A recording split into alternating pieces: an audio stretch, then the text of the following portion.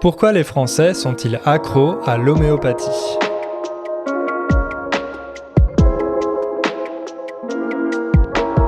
Salut à toutes et à tous, salut Ingrid. Salut Hugo, tu vas bien ? Ouais, ça va et toi ? Moi je suis un peu sur une fin de maladie, mais ça va. J'ai été fatiguée ces derniers jours, donc j'espère que ça va aller aujourd'hui. Ouais, c'est la grande saison là, des rhumes, des grippes, ça a commencé, j'ai l'impression que tout le monde est malade. Et du coup, comment tu as fait pour te soigner ? Tu as pris de l'homéopathie ? Ah non, j'ai pas pris d'homéopathie. L'homéopathie, c'est une gamme de médicaments, même de médecine dont on va parler aujourd'hui. Mais moi, personnellement, ça fait depuis l'enfance que j'en ai pas consommé. Ce que je fais quand je suis malade, en général, c'est que je bois beaucoup de thé et de tisane. Je mets des huiles essentielles dans ma chambre. Et puis, voilà, du gingembre, du miel. Et pour la fièvre, un petit paracétamol de temps en temps. Et voilà, ça, avec le repos, tout se guérit comme ça. Ouais, et rouler jeunesse, comme on dit. Pourtant, l'homéopathie, c'est quelque chose qui est très populaire en France. Donc, tu dis que tu en as pris quand tu étais petite. Moi aussi, j'ai le souvenir d'avoir pris ces fameuses petites granules. Et on n'est pas des exceptions parce que la majorité des Français ont déjà pris des médicaments basés sur l'homéopathie à un moment de leur vie. Il y en a beaucoup qui l'utilisent encore pour se soigner. Alors, peut-être que vous n'êtes pas familier avec ce qu'est l'homéopathie, donc on va vous expliquer tout ça dans l'épisode. Et puis aussi, on va vous expliquer pourquoi c'est tellement populaire en France, pourquoi les Français sont accros à ces médicaments. Je propose qu'on commence tout de suite, comme ça on explique ce que c'est pour tous ceux qui n'en ont jamais entendu parler. Allons-y, c'est parti.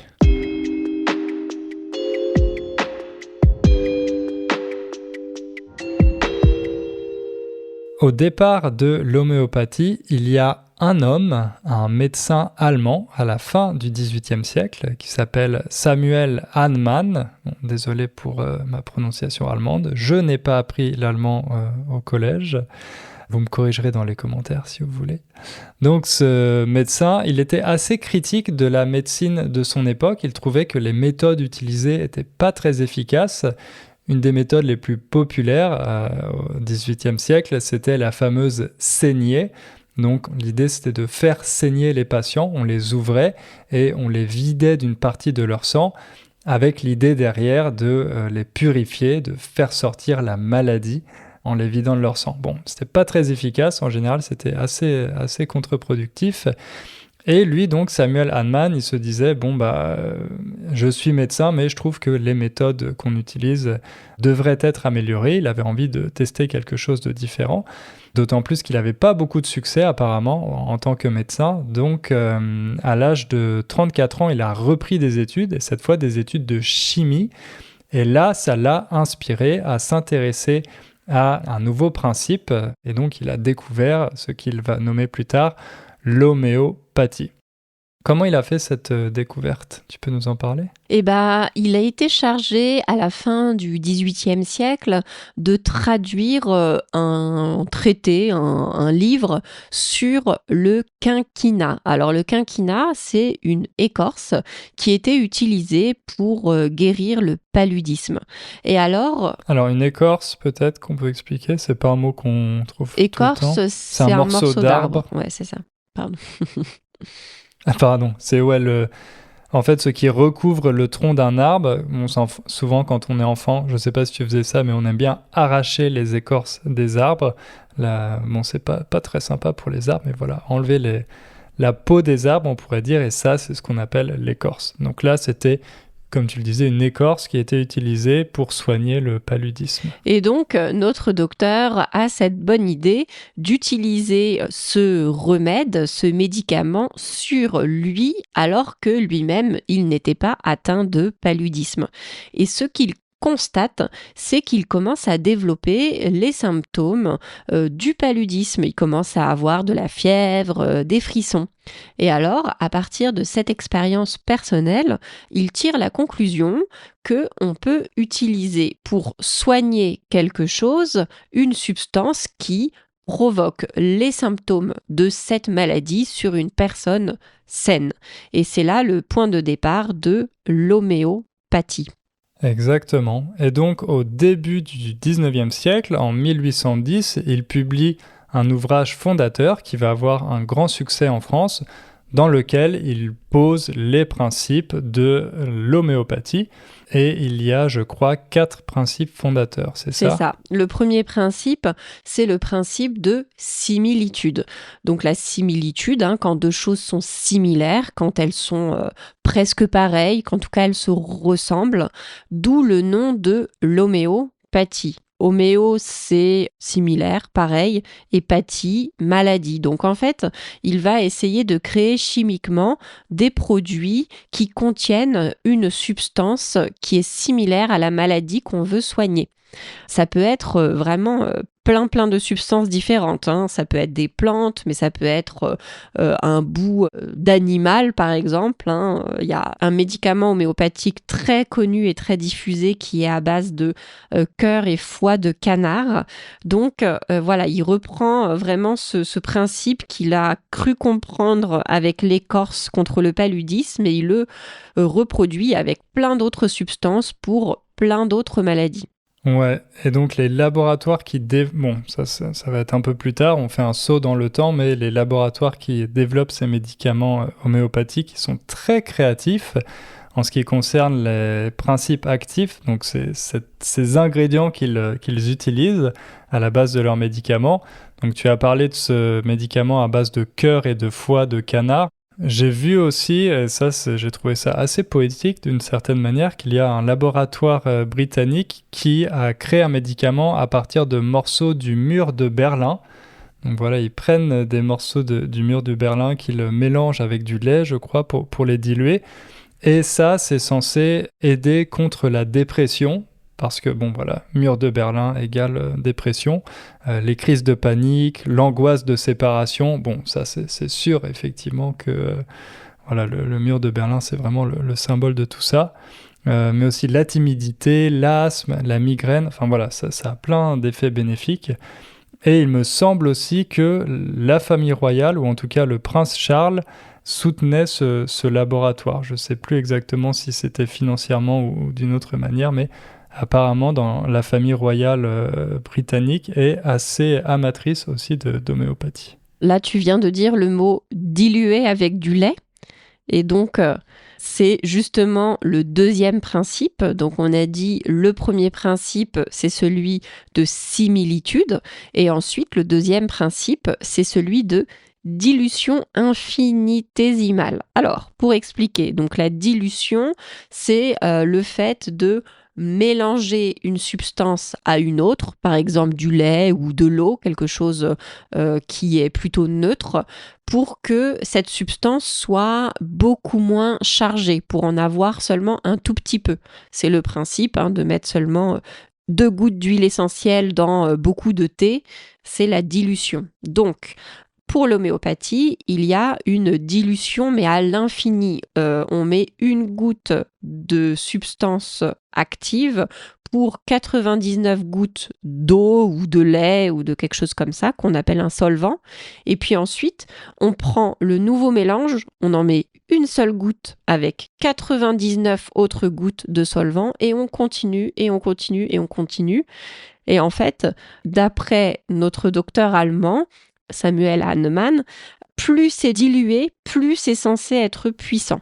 Ouais. Pratique, pas cher à produire. Et il faut vraiment imaginer que certains de ces médicaments, quand on dit qu'ils sont dilués, c'est l'équivalent d'une goutte diluée dans l'ensemble des océans de la planète. Donc voilà, il faut vraiment imaginer ça. Et parfois, c'est même carrément dans l'ensemble de l'univers. Enfin bon, c'est des quantités qui sont assez difficiles même à visualiser. Et voilà, c'est vraiment une dilution infinitésimale, comme tu l'as dit. Il y a le troisième principe, bon, il est plus simple à comprendre, c'est celui de dynamisation. Entre chacune de ces dilutions, il faut secouer vigoureusement le flacon, il faut le faire bouger pour activer les propriétés de la substance. Et le quatrième principe, c'est celui de l'individualisation. Donc, c'est le principe qui veut que deux patients avec la même maladie ne reçoivent pas forcément le même traitement. On prend en compte toute la globalité de la personne avec son caractère, ses émotions, son mode de vie. Ça, c'est quelque chose qui est très important et on va en reparler quand on parlera de pourquoi ça a été aussi populaire en France. Ouais. Alors maintenant, la critique majeure qui est faite à l'homéopathie, eh bien, elle concerne le deuxième principe dont on a parlé, celui de dilution. Parce que certains de ces médicaments sont tellement dilués qu'en fait, il ne reste aucun atome du principe actif dedans. Donc, à cause de ça, il y a beaucoup de scientifiques qui disent que, en fait, dans l'homéopathie, il n'y a aucun principe actif. Et concrètement, est-ce que tu peux décrire à quoi ça ressemble, sous quelle forme ont ces médicaments? Oui, alors bon, il y a plusieurs formes, mais la plus classique, celle vraiment que tout le monde connaît, c'est celle des granules. Donc une granule, c'est un petit grain, c'est une petite boule. C'est vraiment des boules toutes petites qui sont contenues dans des tout petits flacons. Et donc on doit en prendre par exemple 3 le matin, 5. Bon voilà, les docteurs disent, vous prenez 10 granules chaque jour et puis ça ira mieux. Et en fait, c'est du sucre, globalement. En tout cas, les études scientifiques montrent que, comme tu l'as dit, vu qu'il y a presque pas de substances actives, finalement, c'est plutôt du sucre et de l'eau. Et c'est pour ça que les enfants, souvent, quand on leur demande de prendre leurs granules, ils aiment bien parce qu'en fait, on les fait fondre sous la langue et c'est comme si on faisait fondre un peu de sucre sous sa langue. Tout à fait. Et puis comme tu l'as dit, c'est vrai, les petits flacons, ça peut un peu faire penser à des distributeurs de bonbons. Moi, voilà, j'ai ces souvenirs de mes grands-parents parfois qui me donnaient des médicaments homéopathiques quand j'étais un peu malade. Et c'est vrai que j'aimais bien ces petites granules. Donc ouais, ça explique peut-être en partie le succès de l'homéopathie, mais pas que. On va y revenir.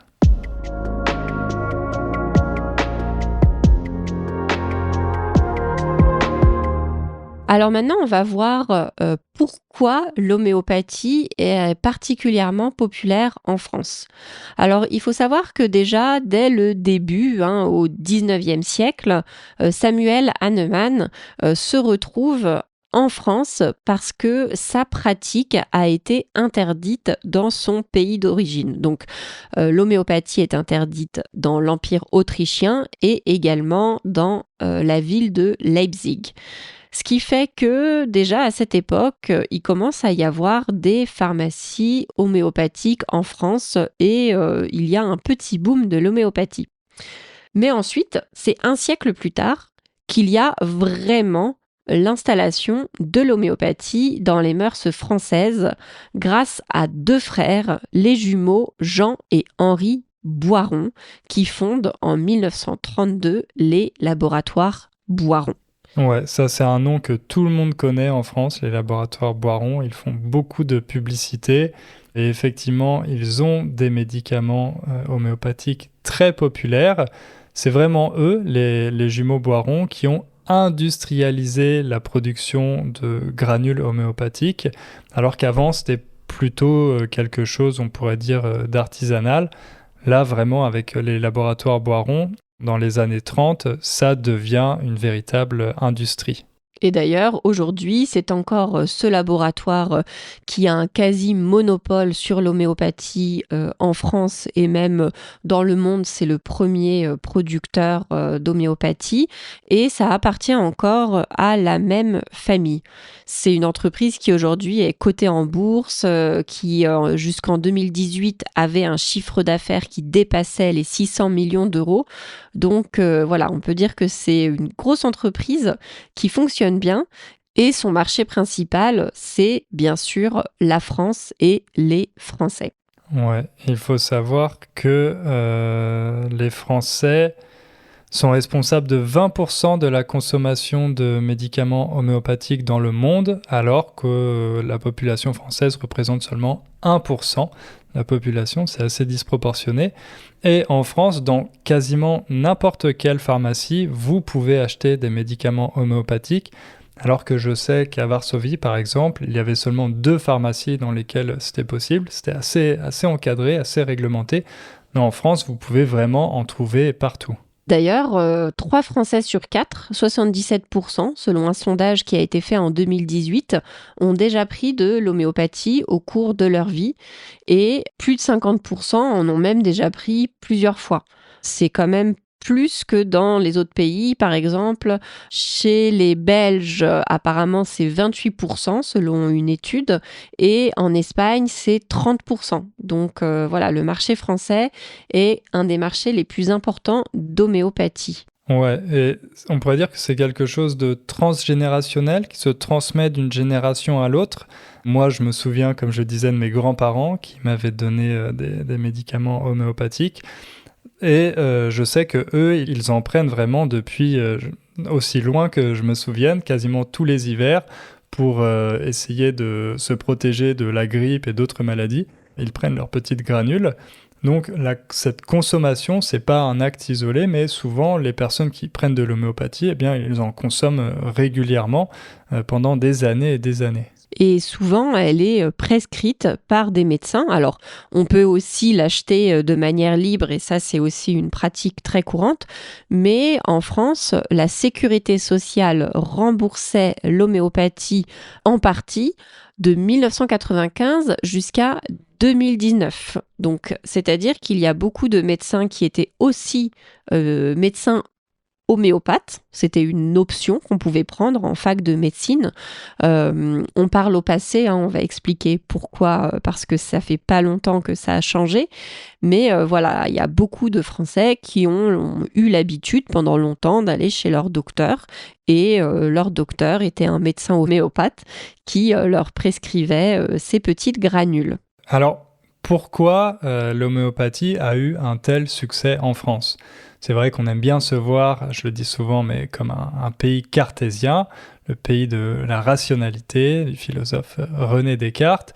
Et là, on est accro à un médicament qui, d'après de nombreuses études scientifiques, n'a aucune efficacité. Alors, pourquoi ce paradoxe, on pourrait dire ? Eh bien, c'est vrai que dans beaucoup de pays, la tradition médicale encourage plutôt le repos et l'hydratation. Un peu comme voilà, toi, ce que tu as fait là quand tu avais ton état grippal. Pour se soigner, les médecins disent, eh bien voilà, vous avez besoin de vous reposer et de boire beaucoup d'eau ou de thé ou des choses comme ça, quand la maladie, évidemment, n'est pas très grave, quand les symptômes ne sont pas très graves. Mais en France, c'est un peu différent. On a vraiment une culture de la prescription. C'est vrai que les médecins, en général, quand on va les voir, ils font toujours une ordonnance ou une prescription, même quand on a seulement des symptômes assez légers. Par exemple, là, je sais que ma copine, depuis qu'on est en France, il y a un mot qu'elle a appris très très vite, c'est le mot Doliprane.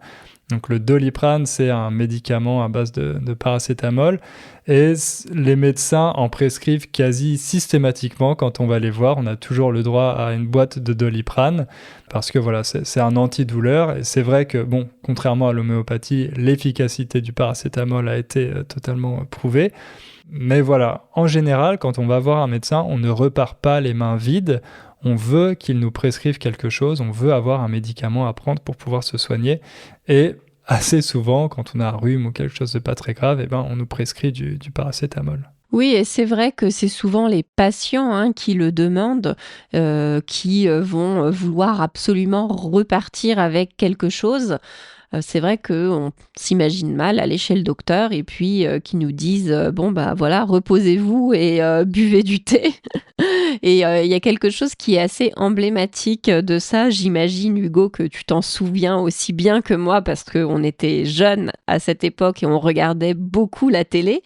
En 2002, le gouvernement a lancé une campagne pour lutter contre la surconsommation d'antibiotiques. Et c'était des publicités donc où on voyait des personnes interagir et puis une personne malade et puis l'autre qui disait bah t'as des antibiotiques et vraiment comme si c'était quelque chose d'obligatoire. Et la campagne expliquait que non, ce n'était pas obligatoire. Et le slogan, à la fin, c'était toujours les antibiotiques, c'est pas automatique. Ouais, c'est vraiment accrocheur. Tout le monde connaît ce slogan en France. C'est une campagne qui avait été beaucoup diffusée et à raison parce que cette surconsommation d'antibiotiques a eu des effets assez négatifs sur la santé des Français, en affaiblissant notamment les systèmes immunitaires. Moi, je sais que j'ai un ami dont la mère le gavait d'antibiotiques quand il était petit. Dès qu'il avait un truc, voilà, c'était tout de suite des antibiotiques. Et maintenant, dès qu'il y a un virus ou quelque chose, il est sûr de l'attraper. Donc voilà, malheureusement, sa mère peut-être n'avait pas vu les campagnes. Oui, et puis quand on prend trop d'antibiotiques, quand on a une vraie infection, par exemple qu'on va, je sais pas, à l'hôpital pour une opération et que ça s'infecte un peu, et bah on est résistant aux antibiotiques, on doit nous en donner beaucoup plus. Donc ça peut vraiment être très dangereux de prendre des antibiotiques alors qu'il n'y a pas eu de test qui démontre que c'est nécessaire. Ouais. Donc effectivement, c'est tous ces problèmes d'antibiorésistance. On a l'exemple aussi avec les antidépresseurs. La France est un des pays dans lesquels on consomme le plus d'antidépresseurs. Parfois pour des symptômes qui sont assez légers. Donc c'est assez discutable de prescrire cette tendance qu'on a à prescrire assez systématiquement des antidépresseurs. Mais voilà, tout ça, ça va dans cette logique de prescription. Quand on va chez le médecin, on veut avoir un médicament pour se soigner. Donc c'est un terrain qui est favorable pour les petites pilules magiques que sont l'homéopathie, parce que ça permet de répondre de façon douce à ce besoin d'avoir absolument quelque chose à prendre, qui est quasi un rituel finalement. Je suis malade, je m'occupe de moi, eh bien je vais prendre mes petites granules le matin, mes petites granules le soir, et ça donne vraiment cette impression d'avoir un produit qui entre dans notre corps et qui nous permet de nous soigner. Ouais, et c'est vrai qu'en plus, derrière l'homéopathie, c'est pas juste une question de granules, de médicaments, mais il y a une approche plus globale, plus holistique, on pourrait dire, parce que même déjà avec Hahnemann, il y avait cette idée de prescrire un changement d'habitude, un changement de régime chez le patient, de l'écouter et de ne pas se focaliser juste sur les symptômes de la maladie, mais sur le patient dans son ensemble, son style de vie, etc. Et quand on va voir un médecin homéopathe, en général, les consultations sont plus longues, on a plus le temps de discuter et on se sent vraiment écouté, alors que ce n'est pas toujours le cas quand on va voir un médecin généraliste. Oui, les médecins homéopathes ont tendance à passer plus de temps avec les patients parce qu'ils vont leur faire répondre à des questions, ils vont leur poser des questions sur leurs émotions, sur leur mode de vie, sur leur histoire familiale, etc. Et du coup, ça donne vraiment cette impression d'un soin particulier. Et comme tu le disais, c'était déjà le cas à l'époque puisque c'est ça l'individualisation. Donc finalement, granule ou pas granule, il y a déjà dans la consultation même un soin un peu différent par rapport à la médecine générale plus classique où on reste chez le médecin 15 minutes et puis parfois on change de médecin à chaque fois qu'on est malade, alors que les médecins homéopathes suivent les patients pendant des années, ils les connaissent bien, etc. Donc il y a aussi cet aspect-là qui répond à un besoin et qui fait que finalement, ça fonctionne l'homéopathie, parce qu'on peut donner l'impression que là, on critique, on dit qu'il n'y a rien dans les granules, que c'est pas prouvé, etc. Et pourtant, beaucoup de personnes trouvent que ça fonctionne et on sait pourquoi. Ouais, moi j'ai l'exemple de ma copine, encore une fois. Quand on était encore à Varsovie il y a quelques années, pendant au moins un mois, je crois, elle était malade, elle avait une espèce de grippe ou une angine. Elle n'arrivait pas à se soigner, elle avait vu 3 médecins différents, elle avait pris des antibiotiques et rien n'y faisait. Et puis elle a fini par prendre une médecin homéopathe que lui avait recommandé sa mère, en disant j'ai tout essayé, je vais finir par je peux aussi tester ça. Et elle est allée voir cette médecin qui a fait une consultation d'1 heure avec elle, qui lui a prescrit des médicaments homéopathiques. Et miracle, 2 jours après cette consultation, elle était soignée. Et ça, comme on l'a déjà dit, il n'y a quasiment pas de principe actif dans ces petites granules sucrées. Comment est-ce qu'on peut l'expliquer ? Eh bien, par ce qu'on appelle l'effet placebo. Alors, est-ce que tu peux nous dire ce que c'est, cet effet placebo ? L'effet placebo, c'est quand on prend un médicament, et pas forcément un médicament en général, quand on reçoit un soin et que ce soin n'a pas de principe actif, mais que ça fonctionne quand même parce qu'il y a un aspect psychologique dans la guérison. De toute façon, comme on le disait tout à l'heure, il y a beaucoup de maladies pour lesquelles il faut juste attendre que ça passe, se reposer, s'hydrater.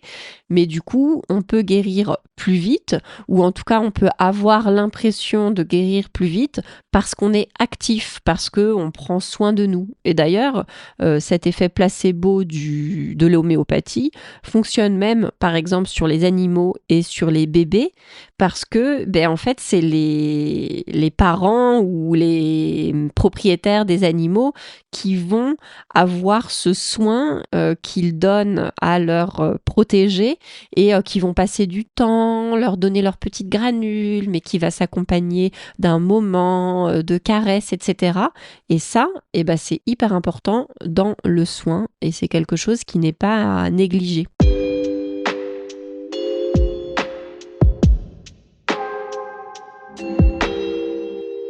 Donc finalement, on pourrait se dire que tout est beau et tout va bien dans le monde merveilleux de l'homéopathie, en tout cas en France, mais c'est pas vraiment le cas.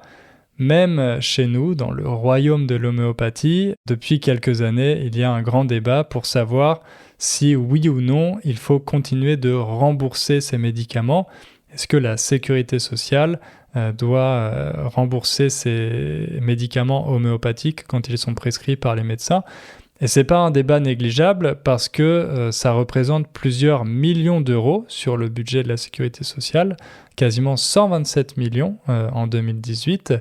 Donc c'est une question assez importante. Et ça fait longtemps en fait que le débat existe parce que il y a un consensus médical sur le fait que les granules en soi n'ont pas de principe actif.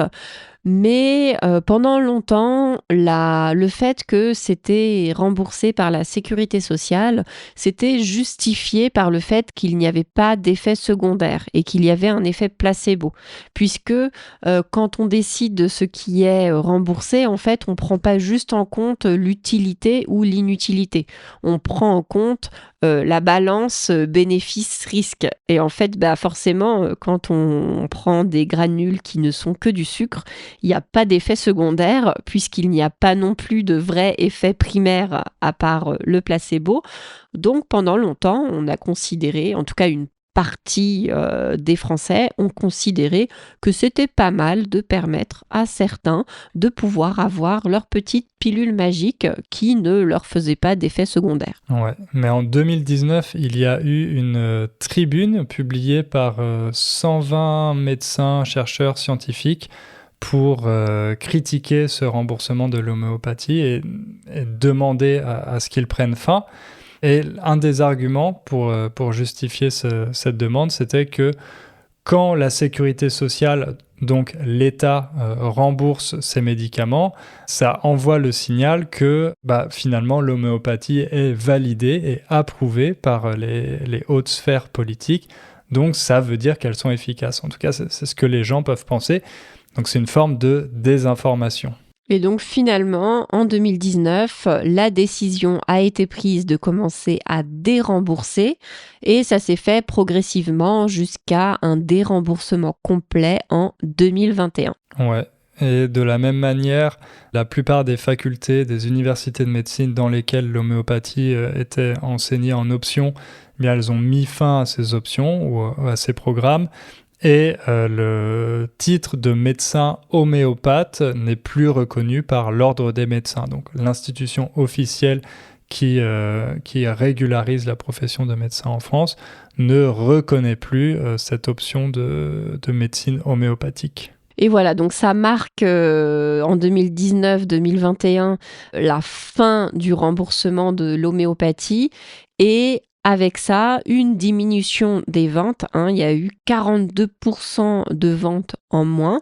Il me semble que si on s'intéresse vraiment aux chiffres, c'est plus que ce qui était remboursé qui a chuté. Je ne sais pas si la phrase est claire, mais c'est que en déremboursant, non seulement on supprime les ventes ou beaucoup de ventes qui étaient faites via le remboursement, mais il y a aussi un effet boule de neige où du coup, tout d'un coup, les Français se méfient un peu plus, ça devient moins à la mode et du coup, le laboratoire Boiron a dû commencer à se diversifier et à faire d'autres choses. Bon, ils ont réussi à s'en sortir économiquement parce qu'ils sont pleins de ressources, mais ils ont dû commencer à trouver d'autres stratégies.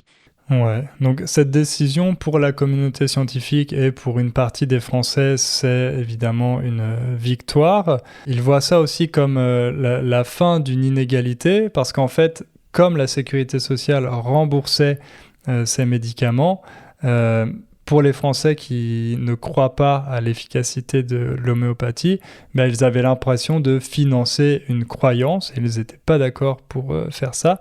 Donc là, maintenant, les médicaments homéopathiques ne sont pas interdits, ils sont toujours en vente dans toutes les pharmacies. Il y a toujours beaucoup de pharmaciens qui recommandent de les acheter, mais quand on les achète, c'est pas remboursé par la sécurité sociale, on le fait avec son propre argent. Et nous, on s'est dit, en préparant ce sujet, qu'on trouvait que ce débat était assez intéressant parce que ça pose la question aussi de pourquoi on rembourse collectivement certains produits pour la santé et pourquoi on se contenterait de rembourser seulement les produits qui sont très forts, qui vraiment sont des substances chimiques qui modifient le corps, alors que certains Français recherchent plutôt des choses plus douces, plus naturelles. Et donc on s'est demandé s'il ne pouvait pas y avoir un entre-deux. Au lieu de rembourser des granules fabriqués par des laboratoires avec seulement du sucre dedans, pourquoi on ne pourrait pas rembourser des produits naturels, alimentaires, qui permettraient d'être en bonne santé. Et moi, j'ai pensé particulièrement à ton épisode sur le cancer, Hugo, qui m'a un peu traumatisée, je dois avouer, parce que je suis dans toutes les tout ce qu'il faut pas faire. Non, mais je rigole, mais c'est vrai que s'il y avait plus de prévention encadrée par la sécurité sociale, si on avait accès à une sécurité sociale de l'alimentation pour les produits basiques qui permettent d'être en bonne santé, ce serait peut-être plus intéressant que de dépenser de l'argent pour des granules homéopathiques. Oui, c'est vrai que la prévention, c'est le nerf de la guerre. On aurait tout intérêt à dépenser beaucoup plus d'argent dans la promotion d'habitudes saines, de changements liés au mode de vie, plutôt que dans les médicaments pour soigner après les maladies. On pourrait rembourser le tofu, par exemple. Moi, ça me ferait faire beaucoup d'économies. Le tofu plutôt que les beefsteaks. Mais voilà, effectivement, c'est très intéressant cette question et ce débat sur l'homéopathie parce que ça permet d'élargir le débat à la question de société, de savoir qu'est-ce qu'on veut faire pour avoir des citoyens en bonne santé, qu'est-ce qu'on veut promouvoir, qu'est-ce que l'État veut financer. Mais voilà, là, ça dépasse le cadre de cet épisode, mais on espère que ça vous aura donné matière à réflexion. Peut-être dites-nous dans les commentaires si l'homéopathie est populaire dans votre pays, si vous aussi vous en consommez, si l'homéopathie a fait des miracles pour vous, je ne sais pas, c'est toujours intéressant. T'as quelque chose à ajouter ? Non, je pense que c'était bien complet et puis n'hésitez pas à nous dire ce que ça vous inspire dans les commentaires. Super, merci beaucoup, à bientôt. À bientôt.